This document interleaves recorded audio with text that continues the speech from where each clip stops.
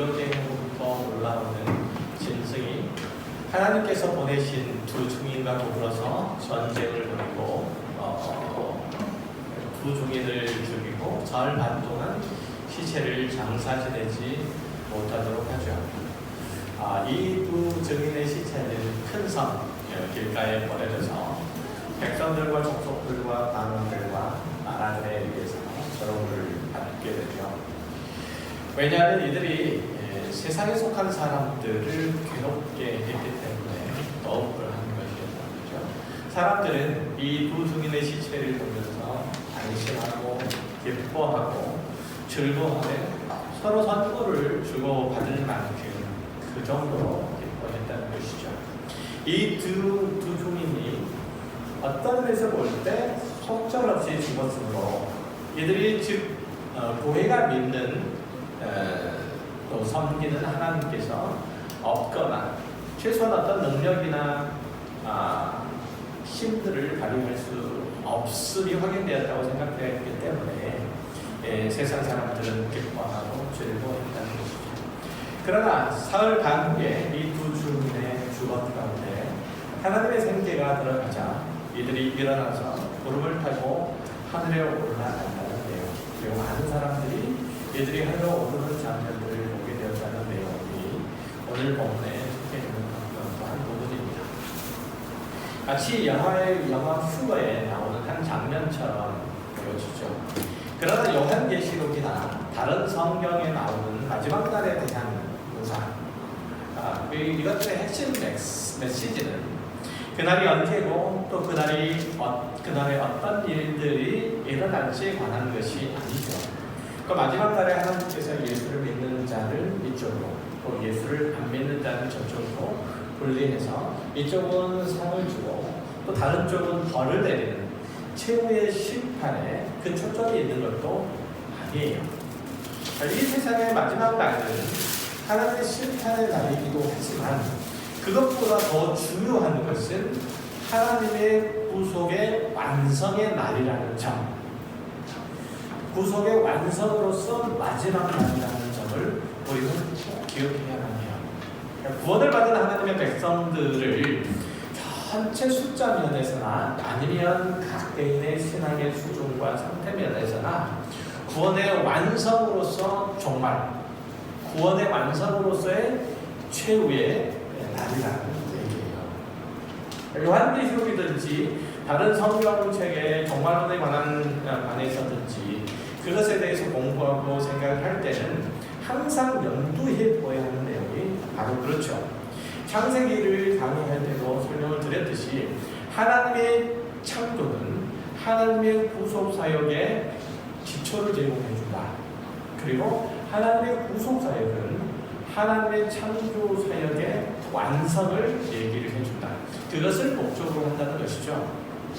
다시 말하면 여러분이 요한계시록의 설교를 들으면서 항상 잊지 않고 놓치지 않아야 될 것은 이 모든 계시와 이 모든 환상은 하나님의 창조의 목적, 즉 하나님께서 당신의 형상으로 인간을 만드시고 생육하고 번성하고 땅에 충만하라. 그래서 온 땅에 하나님의 영광이 가득하고 하나님의 완전한 통치가 하나님의 형상들인 너희로부터 이루어지도록 하나님 말씀의 성취를 위한 것.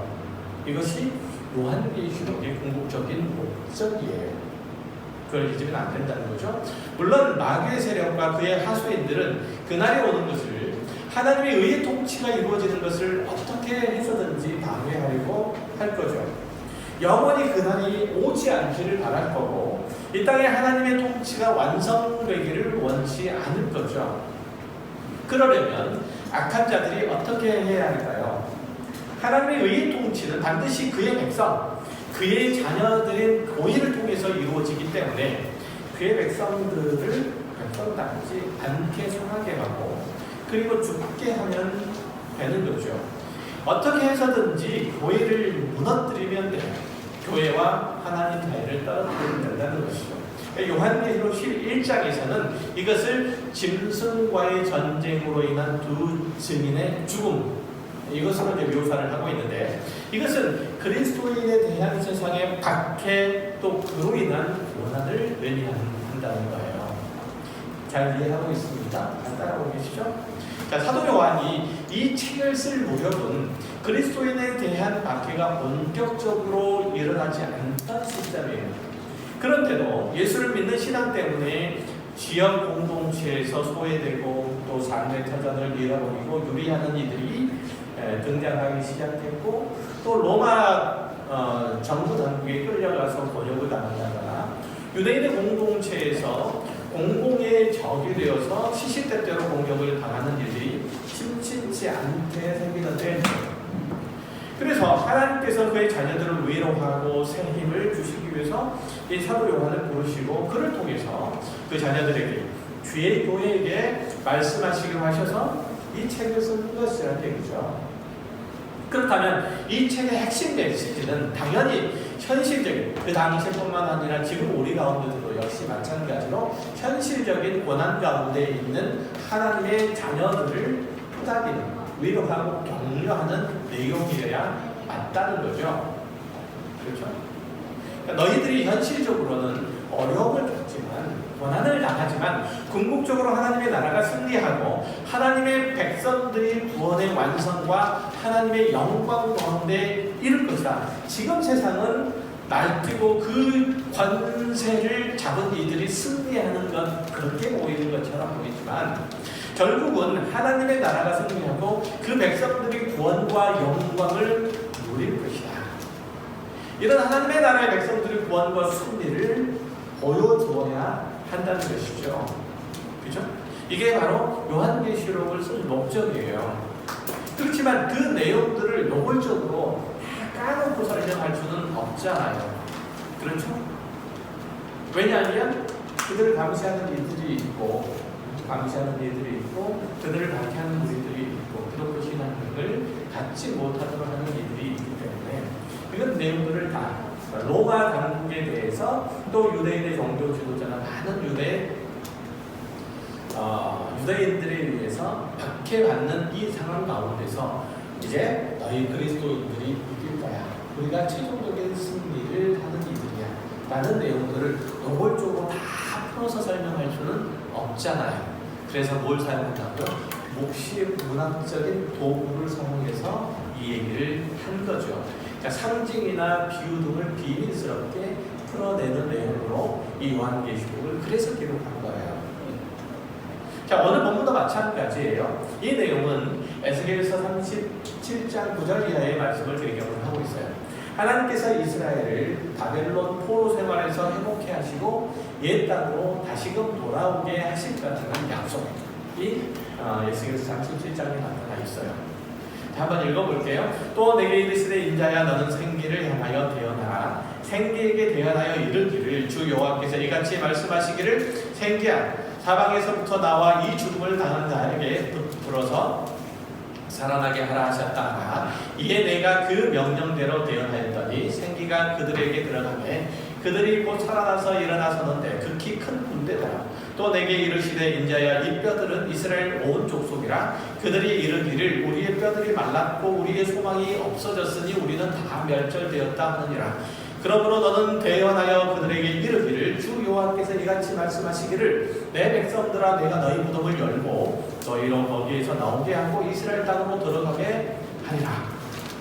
자, 하나님의 언약의 성취로서 이스라엘의 회복, 옛 땅으로 돌아옴에 관한 선지자 에스겔의 예언이 마치 마른 뼈에서 생기가 들어가자 죽임을 당한 자들이 다시 일어나는 모습으로 묘사를 하고 있다는 얘기죠.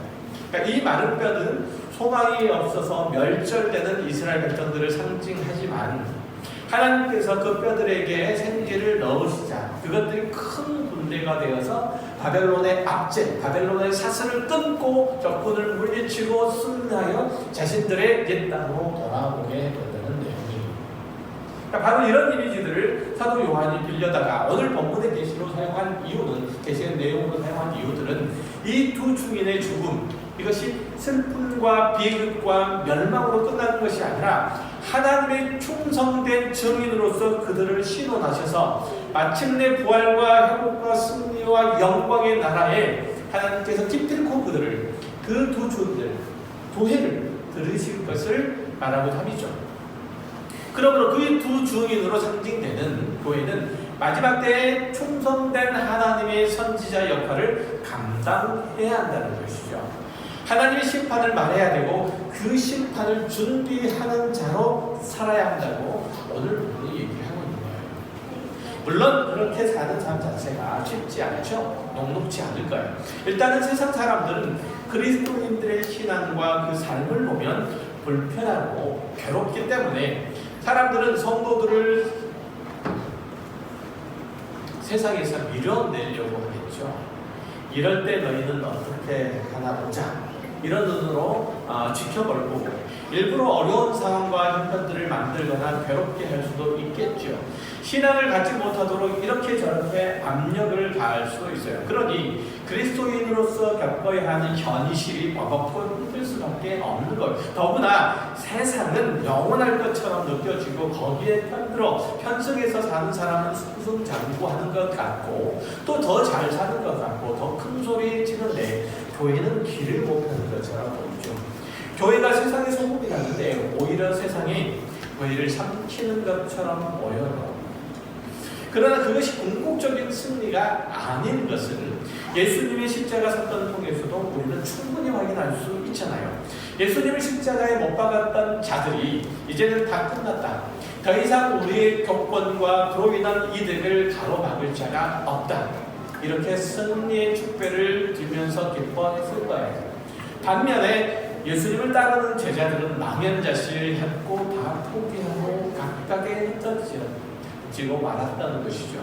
그러나 예수를 죽인 자들의 기쁨은 그다지 오래가지 않았고 제자들의 슬픔과 절망도 그다지 오래가지 않았어요.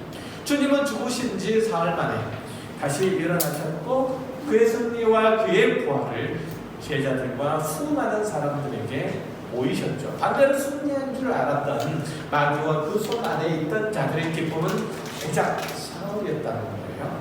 오늘 본문에서 얘기하기는 사흘 반. 그들의 승리는 궁극적이거나 결단코 실제적이지 않음을 예수의 부활로 증명이 되었다는 겁니다.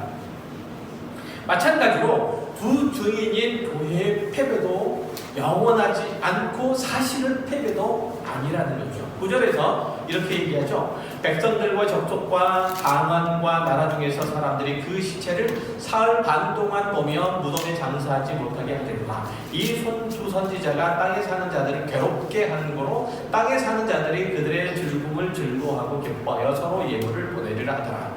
3일 반 후에 하나님께로부터 산기가 그들 속에 들어가매 그들이 발로 일어서니 구경하는 자들이 크게 두려워하더라라고 하죠.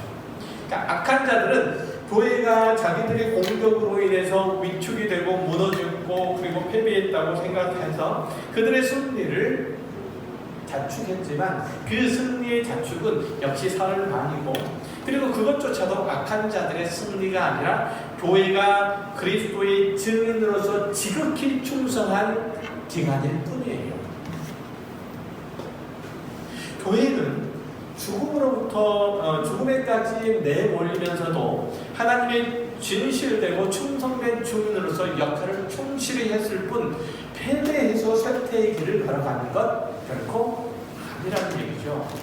주님의 교회는 하나님의 임재 앞에서 구름 속으로 들려 옮겨지죠. 물론 이것이 교회의 육체적인 혹은 물리적인 휴거를 말하는 것이 아니라 교회에 있는 부활과 생명의 권세를 상징적으로 보여주는 대목이에요. 마치 어떤 이들이 주장하는 바와 같이 이 말세에 어떤 모세와 같은 어떤 엘리야와 같은 선지자가 나타나고 이들이 하나님의 신실한 증인으로서 일하다가 죽임을 당하고 사흘 반 만에 살아난다는 것, 이렇게 이것을 의미하는 것은 아니죠. 예수 그리스도께서 충실되고 그리고 진실한 하나님의 증인으로서 십자가에 죽으시니 패배가 아니고 승리였던 것처럼 그로 말미암아 하나님의 모든 족속들, 땅에 있고 하늘에 있는 모든 족속을 심판한 권세를 얻은 것처럼 마찬가지로 교회가 하나님의 증인으로서의 그 역할을 다하는 이상 그 권세를 예수 그리스도와 함께 나누고 있음을 상징적으로 나타내는 것으로서 사흘 만의 고난을 얘기하는 거죠. 그 이후의 죽음과 그 이후의 부활을 말하고 있는 거예요. 예수 그리스도께서 하나님께 지극히 진실되고 충성된 그 하나님의 아들로서 그 사명을 다해서 그 사흘 반의 기간이 사실은 하나님께서 그 아들이신 예수 그리스도의 영광을 얻게 하시는 그 기간이라는 것처럼 교회가 겪는 극도로 어지럽고 힘든 이 기간, 어찌 보면 세상 사람들이 교회는 다 죽었다라고 생각하는 이 기간도 역시 마찬가지로 하나님께로부터 영광을 얻는 그 기간에 불과하다는 사실들을 얘기하고 있습니다. 빌립보서 2장 5절에 보면 이렇게 말씀하시죠. 너희 안에 이 마음을 품으라. 곧 그리스도 예수의 마음이 그는 근본 하나님의 본체시나 하나님과 동등됨을 취할 것으로 여기지 아니하시고 오히려 자기를 비워 종의 형체를 가지사 사람들과 같이 되었고 사람의 모양으로 나타나사 자기를 낮추시고 죽기까지 복종하셨으니 곧 십자가에 죽으시라. 이러므로 하나님이 그를 지극히 높여 모든 이름 위에 뛰어난 이름을 주사 하늘에 있는 자들과 땅에 있는 자들과 땅 아래에 있는 자들로 모든 무릎을 예수의 이름에 꿇게 하시고 모든 입으로 예수 그리스도를 주라 시인하여 하나님 아버지께 영광을 돌리게 하셨습니다. 예수 그리스도께서 하나님의 아들이라 라고 칭함을 얻은 것, 십자가의 죽으심이라는 것이죠. 그것이 패배일 수가 없는 것이죠. 우리가 겪는 이 어려움, 우리가 겪는 이 수치, 우리가 겪는 이 수능, 우리가 겪는 조롱, 이것은 우리가 두 증인으로서 하나님께 영광을 얻는 기간이지 결코 세상이 우리에 대하여 승리의 축배를 드는 기간이 결코 아니라는 사실이에요. 예수께서 받으신 십자가의 그 고난들이 모든 만물을 그 발 아래 꿇게 하고 그가 그리스도의 힘을 고백하게 하고 하나님의 구원의 능력과 사랑과 은혜를 장미하게 하죠. 그와 같이 교회가 그리스도의 증인으로서 같은 책임과 같은 영광을 소유하고 있다는 것을 지금 빌립보서 2장 5절이가 말하고 있는 거예요. 그리스도가 교회의 머리가 되신다는 것은 바로 그 약속의 확인으로서 사역의 열매로서 바로 우리라는 존재가 주어지는 거잖아요. 또한 우리에게 주어지는 거잖아요.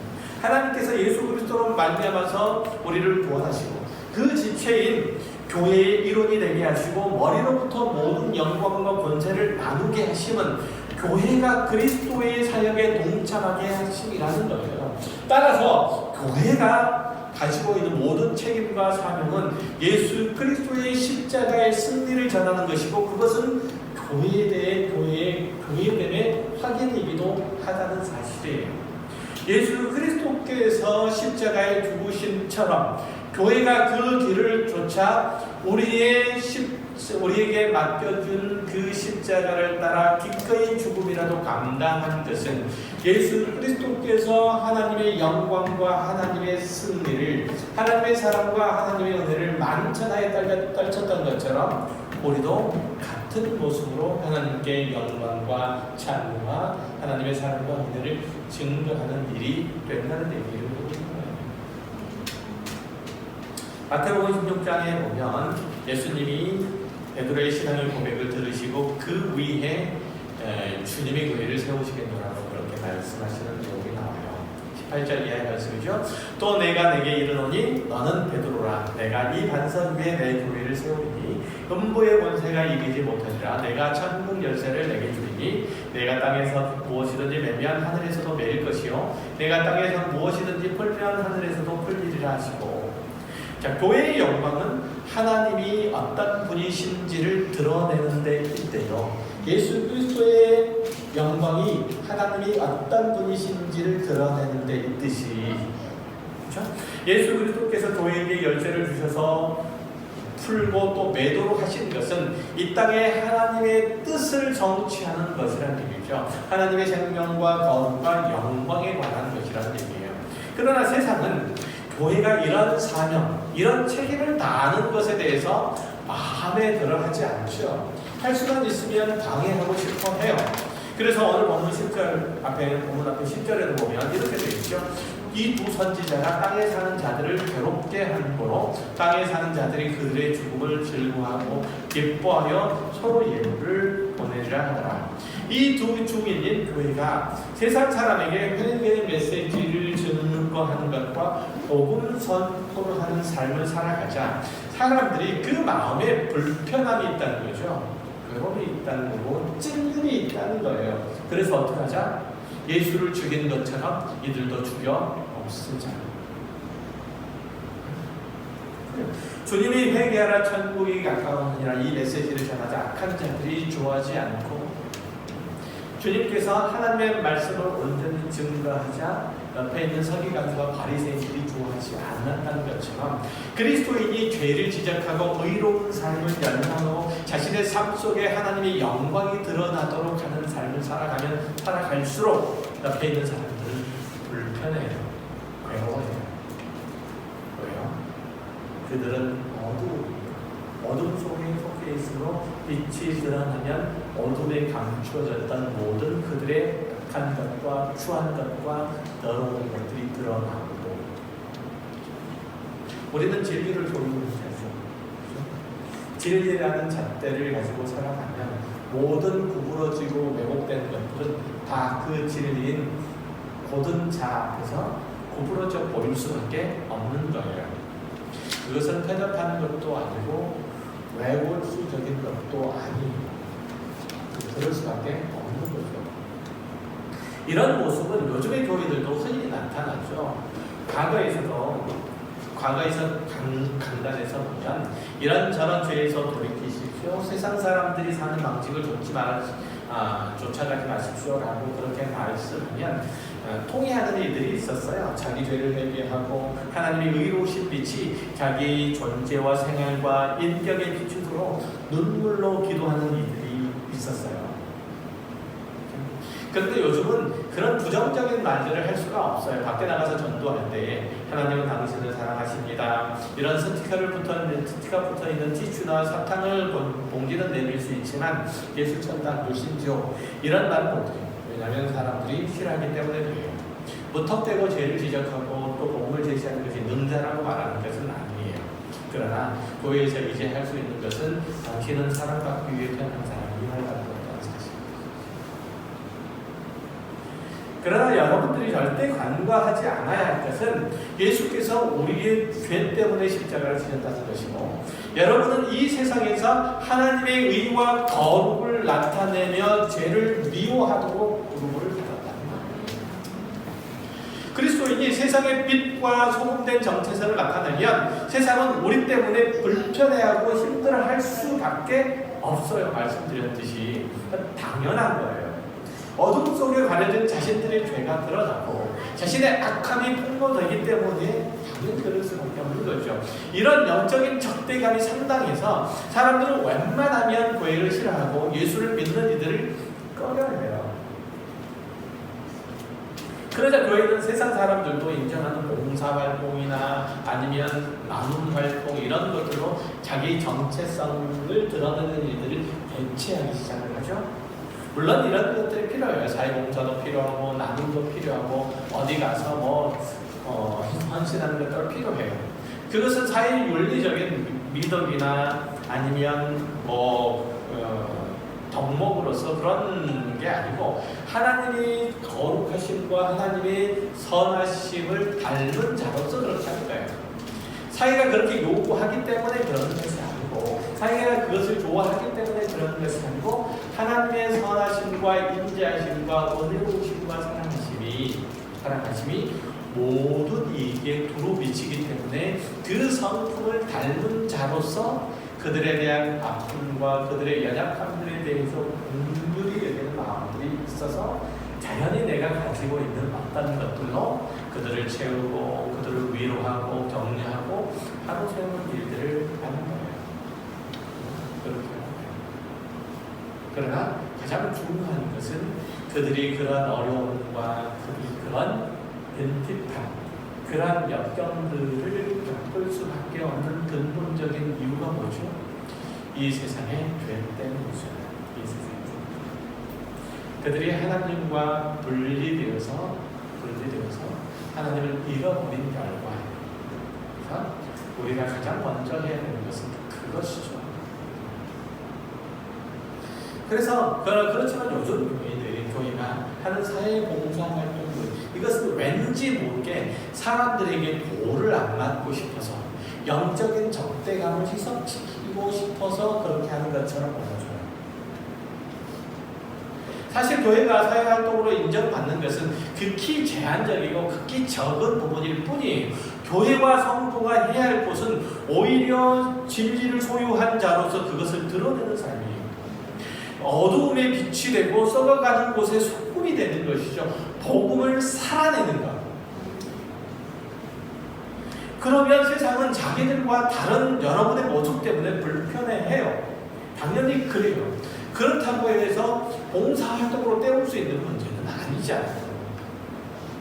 마치 진주 조개 안으로 모래알갱이가 들어가면 조개는 당연히 표피를 보호하기 위해서 진주핵이라는 미끈거리는 액체를 분비하는 것처럼 세상에 안에 있는 그리스도인들은 사람들에게 불편한 존재가 될 수밖에 없는 거예요. 자꾸 뱉어내려고 하는 존재가 될 수밖에 없어요. 그래서 그리스도인들이 세상에서 자꾸 밀려나는 거예요. 서기관과 바리새인들이 예수를 죽이려고 했던 것도 그분 앞에 서면 아까 말씀드렸던 것처럼 자신의 악함과 자신의 비루함들이 폭로되기 때문이었잖아요. 모든 일에 최선을 다하고 겸손하고 온유하고 용서하고 양보하고 희생하는 그리스도인들의 모습은 세상에게 충격적일 수밖에 없다니까요. 자신들의 비참함들이 드러날 수밖에 없는 거예요. 왜냐하면 죄에 벗어나서 하나님의 거룩 안에 있기 때문에 그들은, 우리가 그렇게 있기 때문에 그들은 어느 힘든 거예요. 불편한 거예요. 우리가 어떤 선한 행위를 해서 불편한 게 아니고, 우리가 어떤 사회봉사활동을 해서 불편한 게 아니고, 그러한 선한 활동들, 사회봉사활동은 뭘 하든지 간에 그러한 선한 활동들이 하나님의 거룩한 성품에서 비롯된 것이기 때문에, 하나님의 의에서 비롯된 것이기 때문에, 하나님께서 우리를 예수 그리스도의 십자가의 보혈로 정결케 하사 하나님의 의 가운데 두셨기 때문에 그 하나님 안에 있는 자로서 우리의 모든 행위가 그들에게 불편한 거예요. 사람들의 심리는 묘해서 좋지 않은 일, 나쁜 일을 꼭 같이 하려고 하는 습성이 있죠. 혹시 여기도 술 좋아하시는 분이 있을지 모르겠지만, 술자리에 가면 꼭 이 사람 저 사람에게 술을 원하는 이들이 있어요. 그렇게 좋은 술이라면 자기나 많이 마시지 왜 옆에 있는 사람들에게 자꾸 술을 따르고 마시려고 체근하는지 모르겠어요. 고기를 안주 삼아서 술을 마시면 고기 먹으라고 권하는 사람은 별로 없고, 꼭 술 안 마신다고 타박하는 이들이 있죠. 안주빨 세운다고 뭐라고 하는 사람들이 꼭 있어요. 그냥 너무 저속한 표현을 써놔서 그런 사람들이 꼭 있죠. 옛날 학교 다닐 때 기억을 더듬어 보면 뒤에서 껄렁껄렁 노는 아이들이 어느 반에 다 있었죠. 애들 대부분이 보면 고등학교 보면 담배를 피웠는데 수업 끝나고 화장실에 들어가서 담배를 피워요. 피우면 혼자 피우는 애들이 거의 없어요. 혼자 피우는 애들이 꼭 두세 놈이 한 칸에 들어가가지고 피우고 나와요. 좀 희한하기도. 쉬는 시간이 되면 이렇게 나오는데, 나쁜 짓은 꼭 함께 하려고 하죠. 그래서 자기도 죽고 또 상대방도 죽이고자 하는 게 죄의 속성이고 전념성이에요. 이게 동조하지 않는 사람들을 왕따시키려고 한다거나 아예 매장시키려고 하는 것도 역시 죄의 속성이에요. 세상에서 그리스도인으로서 경건하게 살고 거룩하게 살고 진실하게 살면 그것은 곧 도전과 고통과 시련으로 다가올 수밖에 없는 이유예요. 그 때문에 자기들의 악하고 더럽고 추하고 어리석은 것들이 드러나기 때문에 그래요. 유대인들의 탈무드에 보면 두 사람이 굴뚝 청소에 하러 들어갔다가 나왔는데, 한 사람은 얼굴에 수건대기가 묻어서 나오고 한 사람은 안 묻어서 나왔는데 누가 세수를 했느냐? 라는 질문을 하죠. 여러분은 어떻게 대답할까요? 어떻게 대답할까요? 저는 이렇게 대답하겠어요. 사람은 앉아서 상대방의 얼굴에 손톱대기 안 묻었으면 굴뚝에 가지고 손톱대기를 손에다가 묻혀가지고 그 사람의 얼굴에다 묻혀요. 안 그렇습니까? 사람이 악해서 그래요. 세수를 안 한다고요? 세수를 하는 게 아니고 상대방의 얼굴에 손톱대기를 묻혀요. 나는 묻었을 것이면 틀림없는 쟤는 안 묻었네. 진짜. 대부분의 교회에서 일부러 악을 도모하고 일부러 남에게 악을 전염시키는 일들을 안 할 것이에요. 그러나 어느 시대, 어느 교회나 막론하고 가장 주의해야 할 게 있어요. 그거는 교회에 가는 일, 신앙생활을 하는 일, 믿음의 활동을 하는 일을 자랑이나 과시의 도구로 사용하는 경우가 있고 또 거기에 빠져서 깨닫지 못하는 일들이 꽤 있어요. 교회에서조차도 말이죠.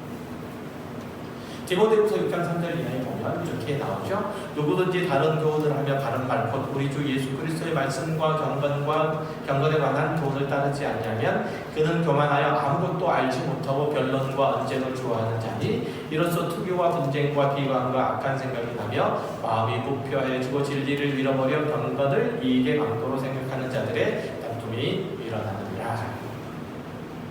초대교회 때는 교회에 거짓 교사들이 제법 있었어요. 이들은 자기의 신분과 자신의 가르침의 어떤 내용들을 가지고 성도들을 자기 편으로 끌어들이고 세력을 이제 형성해서 자기 뜻대로 교회를 이끌어 가려고 했었죠. 그러기 위해서 사람들의 환심을 사야 되는데 그 가장 좋은 방법이 뭐였냐면 종교적인 말씀을 내는 것.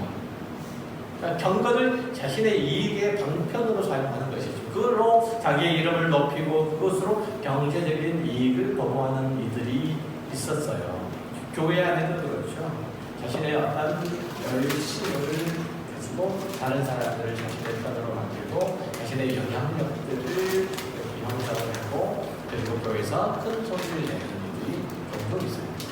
이런 일들이 오늘날 성도들 사이에 아주 충분히 다반사로 일어날 수 있는 거죠. 흔히 예수를 믿으면 못 받는다 이런 얘기도 하잖아요. 이 말씀은 성경의 약속이기도 하지만 사람들은 이 표현을 자기 식으로 해석해서 자기 어려움과 배고픔을 면하기 위해서 자기 지위와 권력을 확보하기 위해서 이런 것들을 예수 믿으면 복 받습니다 이런 말들을 전락시킬 수도 있죠. 그러니까 기독교 신앙의 내용을 그런 세상의 복이나 풍요를 얻기 위한 수단이나 방법으로 바꿔버리면 문제가 뭐죠? 밖에서 볼 때는 교회가 절인지 아니면 무당집인지 알 수가 없는 거예요. 다 똑같아 보여요. 그렇죠? 그건 교회의 되면 본질을 잃어버리는 거잖아요. 기독신앙의 다른 점은 다른 종교들이 다 세상에서 잘 먹고 잘 살기 위해서라면 기독교는 영원한 나라를 바라보고 하나님의 뜻이 자신의 삶 속에 하나님의 완전하신 통치가 자신의 모든 삶의 터전 가운데 이루어지도록 하는데 목적을 두잖아요. 하나님의 의와 거기에 자신의 삶 가운데 심겨지기를 그래서 자신의 삶 속에는 적어도 죄가 물러가고 하나님의 의가 선포되고 하나님의 거룩이 선포되고 하는 게 기독교 신앙의 본질적인 내용입니다. 교회 강단에서 선포되는 것이 소양 강사들이 하는 강의처럼 느껴지면 그것은 교회가 아니죠. 밀방위 훈련장이지. 밀방위 훈련장에서 많이 하죠. 군대에서 전문 훈련할 때 그런 말씀, 그런 얘기 많이 하잖아요. 그런 얘기도 같아집니다. 우리는 이 세상에서 어떻게 멋있게 보일 수 있느냐, 이 세상에서 어떻게 잘 사느냐, 이 세상에서 어떻게 자신을 과시하고 자신의 이름을 높이느냐, 이러한 수단과 방법을 얻기 위해서 이 자리에 모인 게 결코 아니라고 해요. 우리는 하나님의 사랑으로서 예수 그리스도의 보혈로 정결케 된 자들이에요. 다시 말하면 우리는 예수 그리스도가 아니었다면 우리의 죄와 허물로 인해서 하나님의 심판을 고스란히 받을 수밖에 없는 자요. 그렇게 우리는 악하고 더러운 자였으나 하나님께서 우리를 긍휼히 여기사 자신의 아들을 대신 죽여 우리를 정결케 하십니다. 그래서 우리가 비로소 예수 그리스도로 인해서 의롭게 되고 거룩하게 되고 하나님의 성을 담지할 수 있는 존재가 되었다는 것이잖아요. 그 모든 것이 바로 어디서부터 출발해야 돼요? 예수의 십자가에서부터 출발해야 되는 거예요. 우리는 영원한 나라를 위해서 살아가는 자들이에요.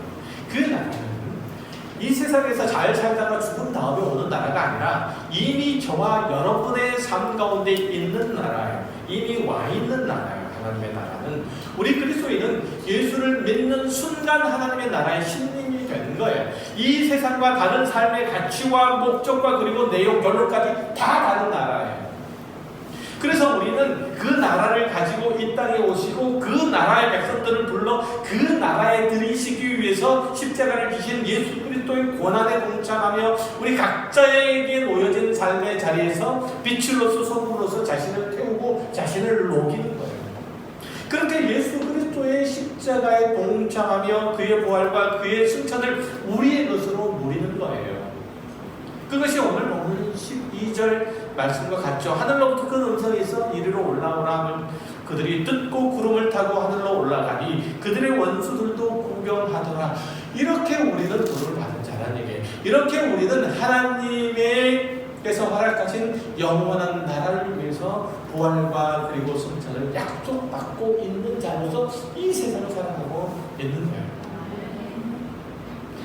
이런 결론을 가지고 있는 이 두 증인, 즉 교회 앞에 놓인 가장 기본적인 삶의 목표와 내용들은 뭘까요? 경건이잖아요. 경건이 뭐예요? 하나님의 거룩한 성품을 닮아가는 것이고, 경건은 잘 들으세요. 경건은 뭐라고요? 하나님의 거룩한 성품을 닮아가는 것이고 구원의 은혜를 베푸신 하나님에 대한 뜨거운 사랑과 충성과 경배의 자세를 견지하는 거예요. 진즉 거룩한 채 천천히 걸어가고 목소리를 깔고 그리고 나는 어떤 앞에서 옆구리를 찔러도 암지랑도 안 해. 이게 아니고 우리는 예수를 믿는 보상을 다른 것으로 얻거나 구할 수가 없는 자들이에요. 하나님의 성품으로 새로워지고 하나님께 대한 사랑과 순종으로 견고해지는 것 외에는 아무것도 없어요. 디모데후서 3장 1절 이하의 말씀을 볼게요. 너는 이것을 알라 말세에 고통하는 때가 이르러 사람들이 자기를 사랑하며 돈을 사랑하며 자랑하며 교만하며 비방하며 부모를 거룩하며 감사하지 아니하며 거룩하지 아니하며 무정하지 아니하며 원통함 풀지 아니하며 모함하며 절제하지 못하며 사랑하며 선한 것을 좋아하지 아니하며 배신하며 조급하며 자만하며 쾌락을 사랑하기를 하나님 사랑하는 것보다 더하며 경건의 모양은 있으나 경건의 능력은 부인하니 이 같은 자에게서 내가 돌아서라. 경건의 모양은 있으나 경건의 능력은 부인하는 자, 이것은 경건을 자신의 이익의 제도로 삼는 자를 의미해요. 신앙의 모양은 있으나 겉으로는 보면 기독교인인 것 같으나 실제 삶에서는 하나님의 사람으로서 경건을 연습하고 쌓아가지는 않아요. 겉으로는 신실한 것 같으나 그의 신앙의 인격과 삶의 태도를 보면 전혀 예수를 믿지 않는 사람 같아요. 하나님을 사랑하지 않는 사람 같고 하나님의 은혜 가운데 거하기를 기뻐하지 않는 사람 같고 하나님의 온전하신 통치 가운데서 순종과 충성을 다하고자 하는 사람 같아 보이지 않아요. 이건 예수를 믿지 않는 사람이죠. 이런 모습들에 대해서 우리는 저와 여러분들 어떤 의미에서는 평생 싸워야 돼요. 그래서 교회와 성도가 해야 될 일들은 구국 기도회다 아니면 평화 통일을 위한 행진이다 이런 게 아니에요. 요즘 코로나 바이러스 때문에 온 나라가 떠들썩한데 궁극적으로 보면 그 문제가 해결되도록 기도하는 것도 사실은 교회가 해야 될 본질적인 일에서 벗어나 있어요. 오해는 없지 말아요. 오해 없지 말아요. 교회는 교회다워지고 성도는 성도다워지는 일들의 몸과 마음을 쏟는 거예요. 이게 본질이에요. 나머지는 다 가지들이에요. 그거 하지 말라는 얘기가 아니라 코로나 바이러스가 지금 창궐하고 있는데 우리나라에 심각한 지경이 있는데 그것이 잦아들고 그것을 속히 진행하고 기도하지 말라는 얘기가 아니에요. 그게 고의된 본질을 드러내는 일은 아니라는 얘기를 하는 거지. 이해하세요? 우리는 다 오직 예수 그리스도의 십자가로 우리 안에 있는 어둠과 빛과 죄 이런 것들이 낱낱이 다 드러나고 그래서 예수 그리스도의 은혜로 그것들이 다 씻겨지고 이제는 하나님의 생명과 진리 가운데 서는 것이잖아요. 이것이 교회가 성도를 영적인 유익을 위해서 또 밖에 있는 사람들을 하나님 앞으로 인도하기 위해서 할 수 있는 가장 중요하고 가장 큰 일이에요. 물론 교회가 사회봉사나 나눔이나 구제나 이런 것들을 해야 돼요. 그러나 그것은 여러분들이 그리스도라는 나무에 붙어있는 결과로서 자연적으로 맺는 삶의 열매일 뿐이에요. 그것은 그리스도인의 본질이 아니에요. 여러분의 본질은 하나님을 아는 것이고 그의 거룩을 담대하는 것이고 그의 영광을 나타내는 거예요. 그가 여러분의 구원하신 목적을 이루시는 거예요. 이런 설명이 어렵고 여러분의 삶과 동떨어졌다고 그렇게 생각하지 마세요. 여러분의 전 존재가 하나님의 자녀다워지는 거예요. 이게 하나님께서 원하시는 거예요. 하나님의 형상으로서 지음받은 존재가 하나님의 형상이 되는 거예요. 이렇게 내가 거룩하니 너희도 거룩하라고 말씀하시잖아요. 다른 걸 요구하시는 게 아니에요. 우리는 마태복음 8장 같은데 이런 데 보면 우리가 흔히 얘기할 때 열매에 대한 얘기들을 나오니까 그리스도에서 많은 열매를 맺읍시다. 그런 얘기를 하는 게 아니에요. 열매를 많이 맺자는 얘기가 아니고 마태복음, 요한복음 15장도 역시 마찬가지고 뭐라는 얘기예요? 우리는 하나님의 자녀이니 하나님의 자녀된 자로서 포도나무가 가지에 붙어있는 것처럼 본질의 나무에 붙어있으라는 얘기를 늘 해요. 뭘 하라고 하지 않고 너희의 존재 본질이 바뀌어졌으니 그것이 바뀐 자로서 너희의 삶을 숙고하라는 얘기예요. 그러니까 예수님께서 지금 아무든지 나를 따르자거든 자기를 부인하고 자기 십자가를 지고 나를 따르라고 말씀하신 것처럼 우리들도 각자에게 주어진 십자가를 분별 없이 지고 가면 되는 거예요. 그것이 여러분에게 허락된 복인 줄 알고 감사함으로 감당하면 되는 거죠. 이 땅의 교회가 그리스도가 가신 길을 따라갈 수밖에 없는 이유는 여러분이 가진 것과 여러분이 증거하는 것들이 세상과 충돌을 하고 세상 사람들의 이해와 반하기 때문에 매일 죽음을 각오하는 자세가 없으면 이 책임을 감당할 수 없는 거예요.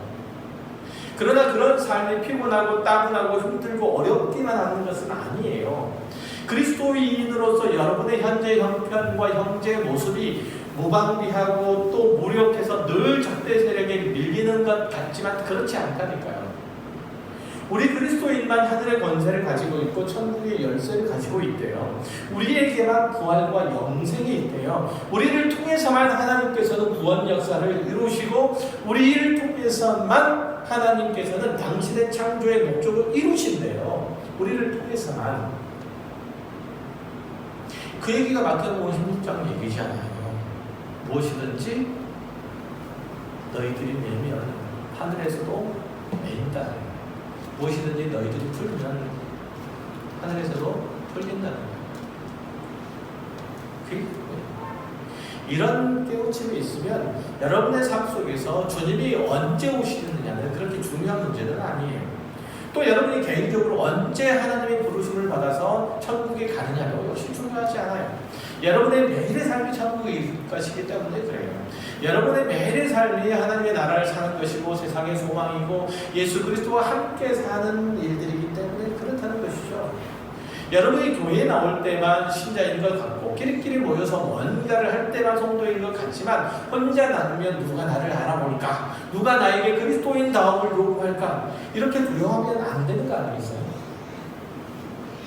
그 모든 상황과 형편과 사람 앞에서 그리고 궁극적으로는 하나님 앞에서 매일 감당해야 되는 사명이 있고 책임이 있다는 것을 안다면 여러분 때문에 천국 문이 열릴 수도 있고 또 안 열릴 수도 있음을 안다면 여러분의 삶이 얼마나 진지해지고 얼마나 엄숙해질지 모르죠.